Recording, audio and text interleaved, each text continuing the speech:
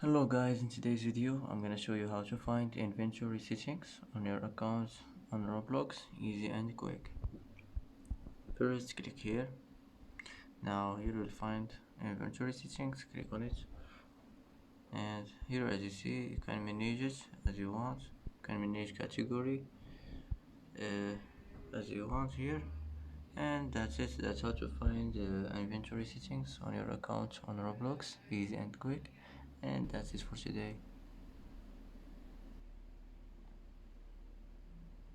And that's it for today's video. If you like this video, don't forget to like and don't forget to subscribe. I hope this video is helpful for you, and thanks for watching until the end, and see you in the next video.